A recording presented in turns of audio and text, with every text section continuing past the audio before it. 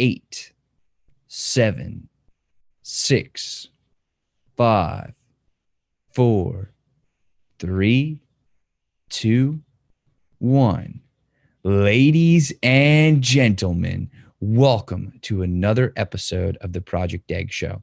I'm your host, Ben Gothard, and today we have the honor of speaking with Brett Swarts, president of Capital Gains Tax Solutions. Now, Brett and I were chatting a little bit before the episode went live, and I am so incredibly excited to get on air a sneak peek into Brett's mindset on taking massive action and just totally crushing it in business and in life. So that's a little sneak peek for what's to come, plus a lot of other really fun stuff. So make sure you stick around to the very end. Without any further ado, Brett, welcome to the show. Ben, my pleasure to be here. Thank you so much for having me on. Absolutely. I am so glad that you could carve out the time to be on the show today. So I want to know, what is your story? Yes, thanks for asking, Ben. So originally from Mission, San Jose, and I grew up on the job site with my dad, building custom homes and learning the sticks and bricks behind commercial real estate and also residential real estate and how to be an entrepreneur, how to have your own business and to have employees and such. I saw my dad model that. Went on to school and studied business, Bible and theology, and a minor in counseling psychology, and also played some college hoops while I was in college. But really, I took a passion to commercial real estate my junior year, and I took an internship at Marcus and Millichap, and I learned how to help people buy and sell commercial real estate, particularly multifamily apartments in Northern California. And I have never looked back since then. I've focused on that. But along that journey was trying to figure out ways to add value and solve challenges for clients, which led into multiple tax deferral strategies, which is what helped launch the company Capital Gains Tax Solutions. So that's kind of the business journey. The personal journey has to do with, I've been married now for 10 years. We have 5 kids under the age of 9, 4 girls and a boy. And so we are full-time parents and we live here in Sacramento, California. That's awesome. So I want to talk a little bit about your college days. You mentioned how, I believe you said you were studying some theology and psychology. Mm-hmm. Why those two things? Where did that interest come from? When it started out, it was just business coming out of high school playing sports. I just thought business would be a good thing to study. But I actually got a scholarship to a university called William Jessup University. And at the time, they required a double major. And, I'm a Christian. I grew up studying the Bible, but, thought I knew a little bit about it. But when I dove into the classes, it just really expanded my knowledge and understanding of the Bible. And so it was kind of natural in that I'm already a believer, but at the same time, it was required. And so it was a double major. So business and then a double major and then Bible and theology, and then a minor in counseling psychology. So yeah, but it was amazing because it ended up being more than I thought it would be. More than just business. It was spiritual. So it was great. And what were some of the big advances in your own thinking and your own philosophy in those areas? Yeah, good question. So I guess just the context and the depth and the history of what the foundation of literacy is, which is the Bible, and just learning how to grow and be closer to God the best way you can. And part of that is knowledge and understanding Scripture and context and what was happening during the time and what there's so much out there about the Bible, but until you read it and understand it and study it, it can be difficult to understand, I guess, at times. Just spiritual growth, growing my character, right? Along those lines, learning to work harder on myself than I did on just schoolwork, right? Learning to be a better leader, to be a better teammate at the time in college. At the time, just dating my who's now my wife, but being a better friend, boyfriend to her. So those type of things that are beyond just go get a degree in business and make money. So that's probably the biggest thing. So it sounds like you kind of got intrigued by personal development. I mean, you're talking about character and your beliefs and your leadership capabilities. Is that how you saw it, or it was just theology at the time that you're like, oh, this is cool? I think they're both hand in hand, because the Bible taught that, and yet I think our traditional school system unfortunately doesn't focus on those types of things, such as finance and such as handling your money, such as growing as a leader, especially the spiritual part about it too. It's unfortunately it's difficult to integrate that. And I'm a public school kid. We had great schools, and I love them. Really good teachers. But yeah, I would say kind of discovered that leadership part and that personal development, which is part of what the Bible has always said to grow your character and do the right thing, right? So how is your personal development routine or your set of behaviors or the way you go about doing it or developing yourself changed over time? Sure. Yeah. The biggest thing is just learning from others, right? So I like to say the virtual mentors and then the book mentors. I would say it's changed in that the way I consume the information, it's more mobile now at podcasts, webinars versus just reading the books at the time when I was in college.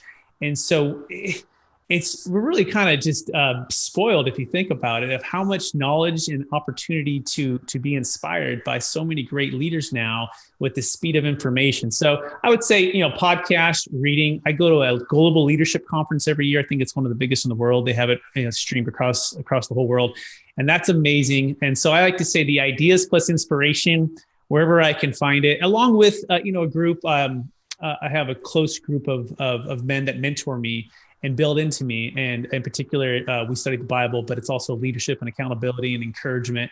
And that has helped me grow tremendously versus just going on your own. I think when you try to go on your own, it can be tough. So, as an entrepreneur kind of by nature, I think I tend to be more of the solo, but when I've learned to kind of grow the team and depend and encourage others to help me out, that has helped me grow a lot. In that group with your mentors, what have been some of the biggest lessons that you've learned from that environment? Wow. What to do and what not to do. And there's about 20 guys, and they're all older than me in different generations. I was one of the younger guys. I actually joined about a year after I graduated from college.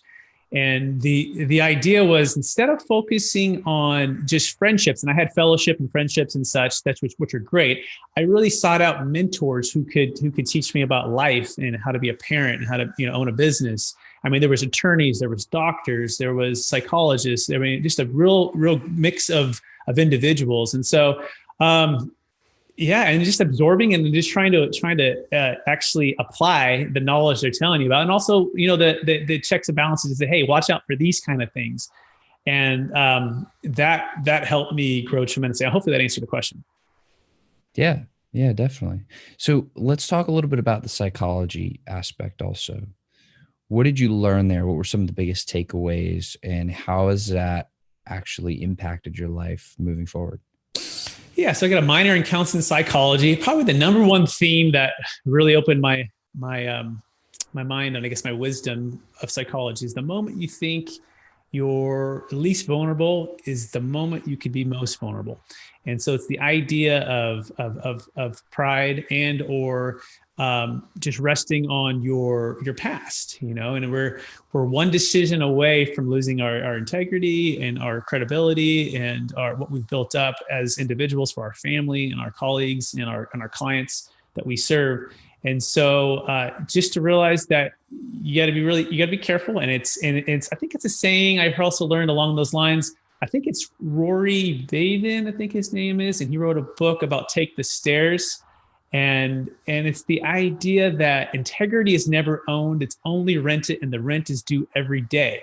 So regardless if for 5, 10, 15 years we've done things, our integrity can be lost in one moment of a poor decision. So just understanding the way the brain works, our emotions work, and being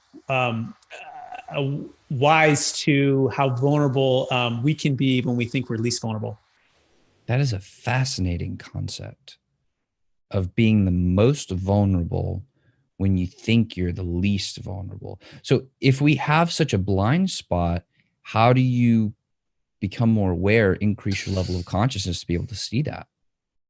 I think that's where the team and why we need each other, right? And so, as a part of that, whether it's your spouse, I think that's one of the reasons God gave us the gift of marriage is for someone who's generally speaking, they can be the opposite and to help you grow more in the parts where you're weaker at, and or to encourage you for those blind spots. So I think for me, it's having those mentors and then being vulnerable and honest and open and a place where I know I can have prayer and support and encouragement and accountability.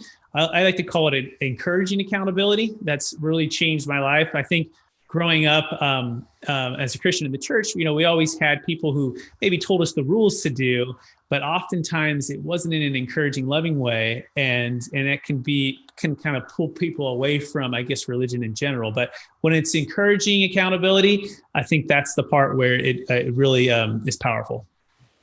Wow. So you were going on this path of business with theology, with psychology, getting all these lessons, learning a lot. And then the whole real estate thing kind of popped up and showed up in your life. Why was that so attractive to you? Why did that stand out? Yeah. So growing up, as a part of my story, is being competitive in an environment that I love. I guess change. I kind of thrive in being able to be adaptable and to move with things. And I wasn't the best in school. A's and B's and some C's, and it wasn't that enthusiastic about it. But when I took an internship and saw that commercial real estate offered not only the aspect of working with people, which is probably my favorite part, and learning their story, but also the underwriting and the finance part of my brain and the mathematics about it, the strategy behind about selling and buying and how to add value to properties, and then the competitiveness to see what it takes, because it's 100% commission sink or swim business where you go in and it's very difficult to break into the brokerage world and win business. So I thrive on challenge and opportunity for that. So I just fell in love with the business. And a lot of people, at the time it was tough too, by the way. I graduated in May of 07, and it was just getting going in my career when the 2008 crash kind of hit. And everyone said, go get a real job. What are you doing? And I wasn't really making any money. It was really tough. But I said, I love the business. I have great mentors. I'm learning a ton. And they kept telling me, if you can win in this business or make it work in this next couple of years in this environment, you can set yourself up for a great career. So I would just say the passion for the business. And then again, learning people's stories, which was the best part about it, all of it. I love that. And I love the intersection of finance and people, because I actually have a finance degree from college. And I mean, I love people. Like one of the greatest gifts of being able to do this show is that I get to learn from a lot of really cool, interesting people like yourself. So I love that. I love that intersection. What have been some of your discoveries as far as that intersection of finance and people? Like, what are some of the biggest takeaways that you've learned from being in those two fields? Yeah, that one can serve the other. Money is a tool, and especially if you can use it in a way that can invest in something that gives you back time and energy, and which to me, hands down, is commercial real estate investing, and especially if you can be passive. And with that, the book Start With Why is a really inspiring book by Simon Sinek, and you have to say, why do you want to make money, or why do you want to invest? And what does that help you to serve you to do? So for some of the things, for example, with the strategy that we use, we're able to give back time and energy to people that otherwise would have to work for another 10 or 15 years, because they would have to net a certain number before, and then after they sell, pay the tax. Whereas ours, we're going to defer the tax and give them back all of that time. So just the ability to help people solve their goals right where they're at, whether it be a family who has young kids and they want to spend more time with their kids, whether it be somebody who wants to retire and have income that comes in. All of those things affect our everyday lives. And if we can give more of that with our clients, friends, and family, then we free them to have to do the important things in life. Cool. So let's talk about this massive. Cool. So let's talk about this massive action. I want to know what you're thinking about that, what you think about massive action. We talked a little bit before about, we're going to blow the people's minds. So let's do it. Let's jump right into it. Yeah. So let's talk about what's happening right now in the demographics, and then we'll talk about the massive action part of it. So right now, according to the American Bankers Association, Ben, there's about $17 trillion that will pass from one generation to the next in the next 20 years. And this is known as the baby boomer generation. And it's the largest wealth transfer in the history of the planet that we know of. In fact, every single day, there's about 10,000 baby boomers turning 65. And there's about 77 million in the US alone. So they're trying to transfer this wealth, but what's the challenge? What's the problem? Well, the problem is they're going to get hammered by capital gains tax and depreciation recapture in the amount of 30 to 50% of their gain when they sell their high-end primary home, commercial real estate, business, artwork, collectibles, you name it. Any of their wealth that they transfer is going to get hit with 30 to 50% of their gain. And so they actually feel really trapped. Okay, they feel trapped and they're not sure what to do. And there are some alternatives and some deferral strategies out there that can solve some of these challenges. But we found that most of them only solve a part of it. For example, if you own commercial real estate, you can do what's called a 1031 exchange, or you can trade like-kind real estate for equal or greater like-kind real estate. And defer the tax until you sell out. The challenge there is you also have to replace the debt, whatever debt you have on there, which creates a cycle of sell high and buy higher. And also you have these timelines that you have to contract underneath. And so with those challenges, people end up overpaying and they end up actually staying in this management role of the real estate or the liability. And they get stressed out and they get frustrated and they actually just want to be done with the toilets, the trash, the liability. And so how do they send it to the next generation? Well, they can sell and pay the tax, or they can just hold on forever and then get the stepped up basis if they sell. But we have a unique solution in that we're going to allow them to defer the tax and actually get diversified into stocks, bonds, and mutual funds of their own choosing, and also be able to redeploy back into real estate. So it's a really elegant solution that helps them accomplish that. Cool. So where's the taking massive action part? It seems like we're talking a lot about finance, not as much about like taking massive action. Yeah. So the action part is actually becoming educated in the strategies, and encouraging either your professional advisors who may not know about these strategies to become educated. So and when you do that, you equip yourself with the tool to accomplish your goals, right? So, but until you do that, if you just stay in your lane and don't think outside of your lane, then you're kind of at a stalemate, right? Or the worst thing is we get calls afterwards, Ben, of people who've sold a business for $5 million and have paid $2 million in tax and say, "Oh my gosh, I wish I would have known about this." So the massive action is to make the plan right now. What is your plan for a passive income stream on the sale of your business or real estate or whatever asset you're building right now? And get that in place right now. Set it up, get your advisors to understand it, get everything in line so that when you actually go to sell, you're not caught off guard and you have it all in place so that you save that 30 to 50% tax. Why is it important to you to help people with this? To give them back what they want, I think, right? Which is the best way to understand it is the 2008 crisis, when people didn't sell at the height, weren't diversified, and got hammered and maybe some of them lost everything, right? Instead, they could have sold, got out of debt. One of our strategy, one part of the deferred sales stress strategy is the ability to actually be debt free from whatever asset you're selling. So let's just say you own a business that's worth 10 million, but you have 5 million in debt. Well, if you can sell now and get debt free of that and still be tax deferred, you're taking risk off the table, which means you have less likely to get hit if the market turns. So I like to say taking risk off the table, getting a passive income stream where you're truly not dealing with employees, you're dealing with toilets, trash, and liability. And then there's the ability to give back. And so if we give the money to the government, it's gone forever. And then both sides are going to waste it pretty quick. But if we can keep it in our families, in our estates, in our own communities, we can give more, and that helps people.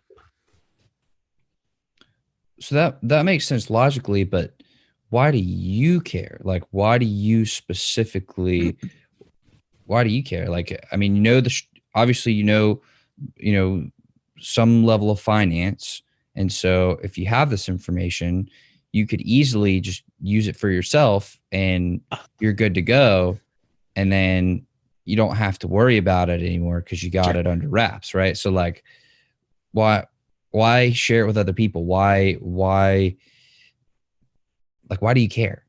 Yeah, what's the why behind personally why I do it? I have to go back to a few deal stories that were. Hey, it's cutting out. It's pretty choppy for whatever reason. Can you try that again, please? Yeah, sure. So the why behind still choppy, still getting it. Maybe try turning off that mixer real quick, sure, and let's see if that fixes it. This is the fun of being on air live, people. How does it sound now? Good. Perfect. Okay. So rewind. So what is the why behind what I do personally? What do I enjoy most about it? It is helping people solve their challenges and be able to do what they want to do. And I'll just tell you about a deal we just closed 2 weeks ago. So it's a gentleman. He's 68 years old. His name's Peter. He lives in Marin, California. He's a real estate broker by trade. He's driving 3 hours to Sacramento to have to manage an apartment complex. And this is in a rough part of the neighborhood, and he's collecting rents. And he feels trapped because he doesn't want to sell and move into another property and have to do more of that. Instead, he can sell and get out of it completely. And so his quote to me was, Brett, I have so much time and energy to do what I want to do now instead of having to worry about this property up here. And I never knew I could do it this way. And you've given me what I wanted. So when I can, that's rewarding for me. So being able to help people have that freedom from that grip that they feel like they have to continue to own this business, or only if they sell will they, if they sell, they're going to get hammered by the tax, or they have to do a 1031 exchange. I just like the liberty part about it. I think it's the American in me. And the part of me doesn't want to help people pay the tax to the government and see it wasted away. So just the freedom and options for people to do what they want, when they want. We truly believe that they deserve a solution for that. And this solution provides that. Cool. So as you're going about and you're building your business and you're learning about, more about the finance side and the people side, and you're running your own business, what have you found to be some of the biggest failures that you've had along the way? As a young entrepreneur, I think my biggest one was basically not giving the client what they wanted, and the story was this client wanted me to work collaboratively with another broker on another deal. And instead of saying, yeah, let's make it work, what do you want? Understanding, why they were asking that, I took it more of a like, oh, I'm not good enough, and had a little bit of pride versus, hey, no, he just wants to me to connect with this other good broker and work as a team. And so I basically said no to that. And it was probably my biggest mistake because I lost a client, and I lost the deal. And so just saying, hey, what do you want? Let's find a creative solution. It's not A or B. It could be C, D, E, or F, right? We could if we get together and spend some time brainstorming, we can make this work. And so instead of being so rigid, being a little more flexible, if that makes sense.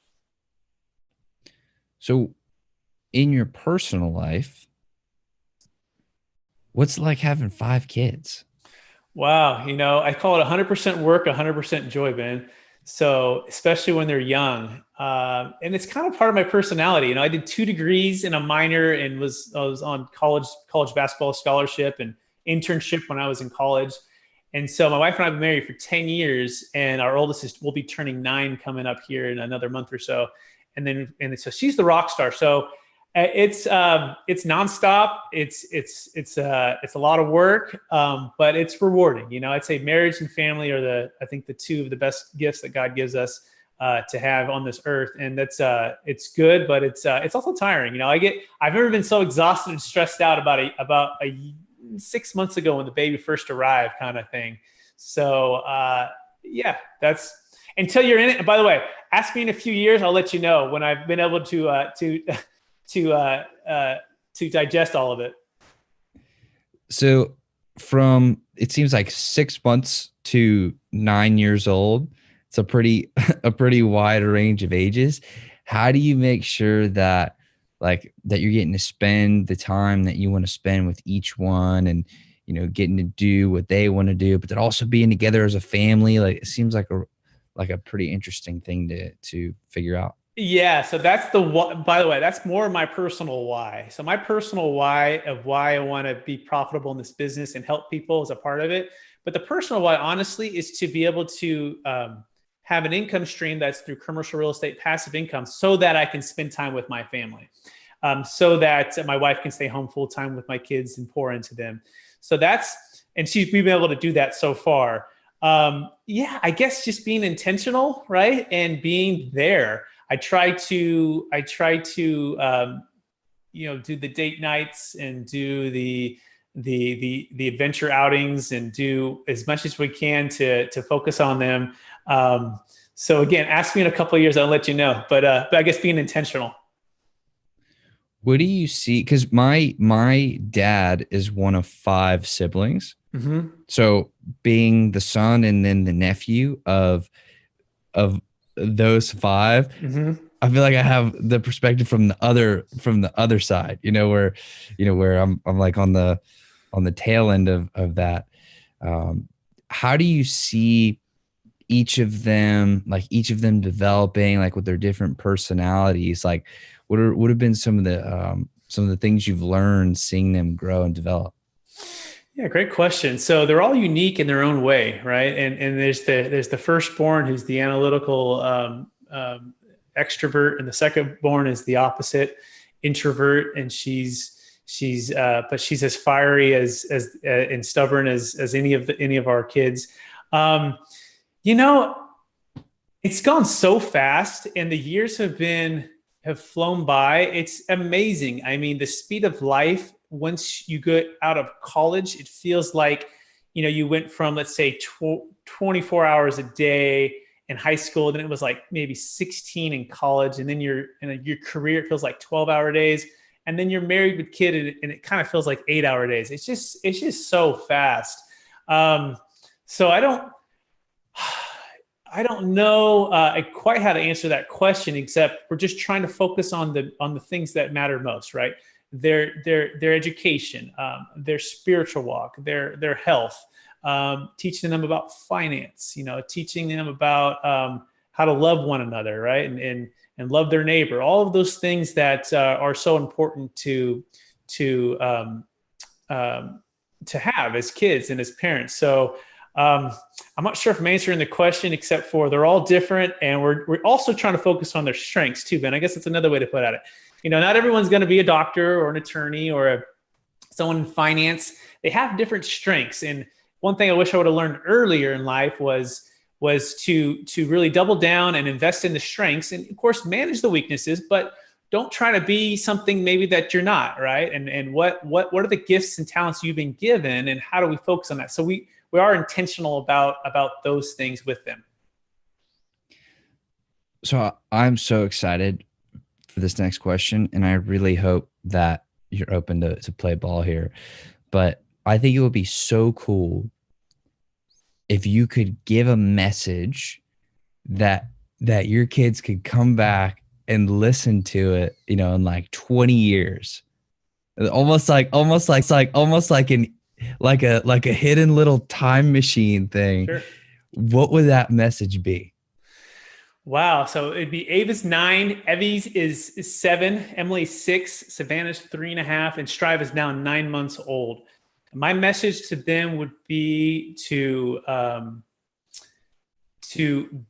be all that God's created you to be, to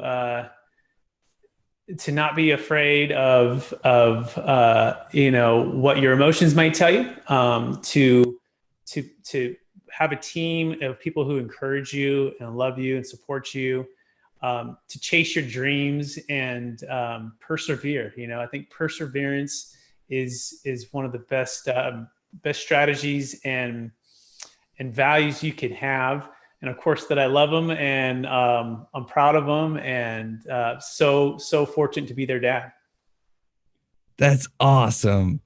That is so cool. And my wife, she gets all the credit. She's really the superhero. I mean, she's really the super mom. I'm the dad we're working as a team, but she's the rock star, 100% committed to the family and raising our kids. She studied child development in college, and she goes, Brett, I say, hey, if you want to go back to work, you can. I go, because these kids are a little bit crazy. You know, they have my blood in them. So I don't blame you. Let's just send them across the street to they can walk to school. You can go to work, all those things.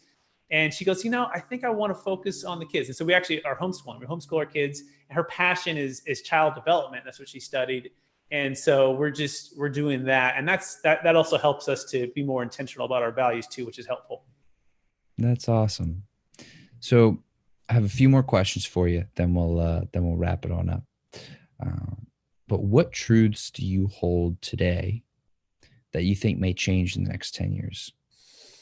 Truths that I hold today, like personally, Mm-hmm. that will change in the next 10 years. Well, I hope none of my moral values or my beliefs would ever change. You know, I don't think those would change. I think, you know, with the way the world's going, with technology and with automation and with artificial intelligence and with commercial real estate in particular, we've seen the marketplace really change for residential with Redfin and Zillow and all of those things that are really challenging the real estate agent. I would say technology is going to continue to turn industries upside down. And so I think that's kind of known. The question is, what will it be? So I don't really know how to answer that question, but that's a great question. It got my head kind of spinning a little bit there. What's your greatest theory? My greatest theory. Wow, I can't say it's my theory, but I would say one of them that I'm really focused on right now is what's called smart debt, risky debt, and dumb debt. And I think that smart debt goes into a marketplace that sees a discount. Maybe it's a buyer's market like commercial real estate was 5 years ago, and like, you know, goes in and takes on debt and buys a big property. Risky debt holds on to that debt during the current cycle. Like things are high, like you probably should sell, right? Let's not wait till this thing shifts and then you're going to get hit. Dumb debt doubles down in a marketplace that's highly appreciated and to buys even more, and then they get hit. So I would say, I don't quite know that's my theory, but that's kind of the way I'm articulating it today, if that makes sense. And we talked a bit about people and working with people. And I think one of the foundations of working with people is connection. So I'd love to learn about your philosophy on developing deep, meaningful, and genuine connection with another person. Great question. I would say that first is a season of life, right? Seasons of life. We have different seasons. And the one thing I've learned, in especially growing up in high school, you have like the closest buddies, and even college, some of the closest buddies. But as things change, you have your career, and then you get married, and then you have kids, and each of those are different seasons. And to recognize that the connection with personal friends shifts naturally with marriage and with kids too. Even if you're married with kids, you end up having different friends in different seasons as well. Just the natural progression, and to be graceful and be understanding of that, and recognize and say that out loud. That's helped me with with those connections. But of course, it's intentional time. It's caring for people. It's giving. It's helping them out. It's empathizing with their pain. I mean, those are all things that you got to practice, right? And it kind of goes back to the quote that like integrity is never owned; it's only rented, and the rent's due every day. The same thing has to do with intimate relationship with your friends and family, and your relationship with God. Like it's never owned, right? It's only rented, and the rent is due every day. If you want a close, intimate relationship with somebody, even if you had it for 10 years, it's going to start to dwindle, today. Gravity is going to pull it back down. And so we have to be intentional about our time, our energy, but it also means realizing that we're limited, right? It's probably hard to have 1,000 intimate relationships. It's more likely that you're going to have, call it 20 to 50, right? Type of with our time and energy. So that would be my best answer for that. So Brett, I want to thank you so much for coming on the show today and sharing some time with me. I really do appreciate it. I just have one more question for you. And just for context of the question, I'm 24 years old. And this is a personal question. So that's what I want to ask. But what question should I be asking you that I just wouldn't think to ask?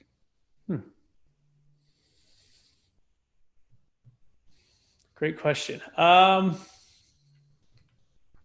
not knowing if you're married or not, or have kids or not, I'm not. Yeah. And so the quote of learning to work harder on yourself than you do on your entrepreneurial, business or your podcast or your investing, like your health, your finances, your spiritual walk, your relationship with your friends, growing your character and leadership. So the question would be, are you practicing those things? Are you setting, and you probably are setting goals, but for all of those areas, right? Not just the one or two or three that are probably your strengths. You probably have a couple weaknesses on those other ones, but those are major areas of your life. So just make sure you're practicing it. And what does that mean? Of course, you're writing down your goals, but do you have mentors in your life who are a stage or two ahead of you in life, who are encouraging you and saying, hey, Ben, I've been there and I was where you're at, and here's a way to grow together. So whether that be a mastermind group, whether that be a spiritual Bible study group, whether that be just a mentor that's ahead of you, are you developing that relationship to help you along just by doing it yourself? So make sure you're asking yourself that question. And that's something too that I used to go every Wednesday morning, 6:30 with these guys. And I was like the number one attender for years. And then I got married and it was, they call it every third one, and then kids. And so now it's like once a month. So again, seasons of life with those kind of things, but realize that that's super important to have those mentors that you're connected with. Well, again, Brett, I want to thank you so much for coming on the show today. And to everybody who's watching and listening, I want to thank y'all very, very much. Y'all's time is very valuable too. So I'm very grateful that you choose to share it with us today. So thank you very much. I love y'all very, very much. And I will see you